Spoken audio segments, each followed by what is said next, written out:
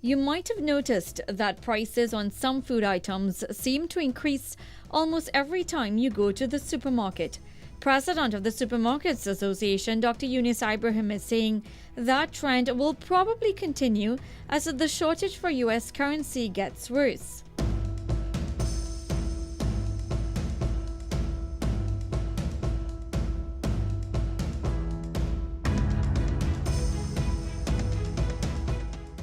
Dr. Ibrahim, how is the depreciating TT dollar affecting food prices right now? What sort of trends are you seeing?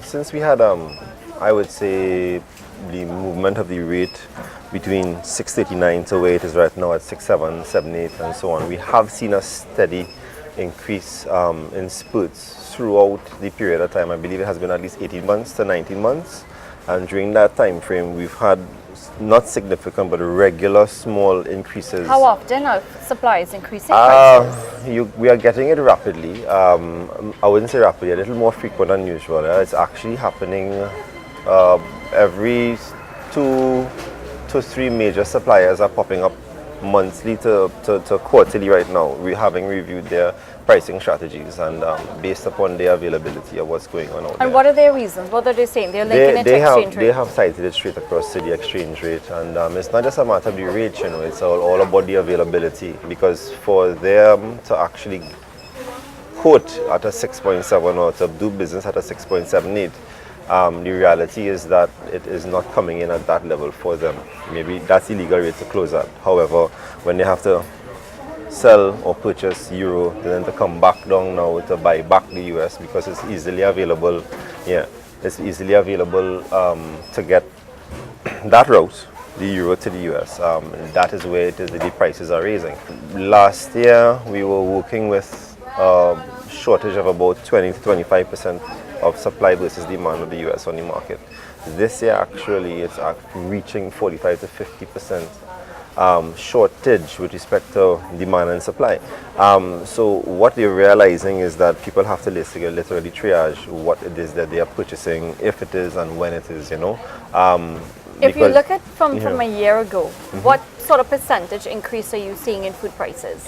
We've seen intervals of between 6 to 8% on average, right? Some suppliers have held their hand for a while, especially the international suppliers. And what we realized happened earlier this year, the bigger players have trended towards not doing a small 3 or small 2 as of last year, but they have generally gonna hit your 8 to 12% increase now. What are some of these food items? Oh, when you're talking about international suppliers, you're literally speaking about every category these people touch inside. So you're having from soap to soap powder to personal care to cooking oil to peas and beans to legumes to that type of stuff, because it's wide. The whole scope is extremely wide. It's not just across. It's not just one type of product, but you're getting it across the board. Is this, since you've been in the supermarket industry, is this the highest you've seen prices trending compared to previous years? I would state that we have also tried to become creative in absorbing what we could have, but I would state most definitely the rapidity of the increases is what has been the biggest concern, not necessarily the highest ever. Yeah. Given the foreign exchange problem right now, do you see any relief in the near future? Relief can only come when they take a big stance, when the powers that be make a decision to realize that, okay, fine, and if it is that we're worried about the nutrition of the population, if it is that they're worried about the availability of food, which is on your Maslow's chain of events and your hierarchy of needs in life, these things form the basic structure of it. If it is that we have to reach a critical point where we have to shut down supply, but for the purpose of what is necessary, that is really only going to be the real time as just mitigated. Once it is you're putting food amongst vehicles, steel, and all of the stuff that we import on equal part to grab for that funding availability, you're not going to really see any much of a easing up of it. So consumers can expect higher prices for the rest of the year, basically. It is happening, right? As we speak, I'm sure someone in our office is writing up a reason or trying to find a rationale to let us know that, okay, something is going up by 30 cents or 20 cents next week. What sort of purchasing trends are you seeing with consumers? Are they cutting back on how much? Clearly leaned up, but clearly leaned up. I mean, that was seen, I would say, 2015. That was in 2015 with the reintroduction of the VAT. Since then, the consumer has gotten even much more cautious because they have this non-elastic income, and here it is that the basic needs have grown. So they have shifted since then. It has just been further compounded. I mean, out on the trade, you have recognition that things are down, depressed as much as 15 to 20%, depending on which part of the country you go to. How is that affecting the markups that supermarkets make? It's definitely putting us in a bind, simply because we are not increasing our markups, we are not increasing our margins. But when it is that you are working within a 2 to 3% profit margin net basis, it really affects the profitability at it. And over the last couple of years we've had ebbing at our profitability based upon new taxation and so on. So that has placed considerable pressure amongst our members. And so are you saying that supermarket owners are more considerate when suppliers increase their prices? Supermarkets don't increase their markups as much. You see, you have mental barriers in pricing, and you have psychological aspect of pricing, and then you have your moral your moral positioning on it also. If something should just cross 19.99, if it is, you can bring it down from a couple dollars above 20 to that price for the purpose of the consumer getting it. That is always done.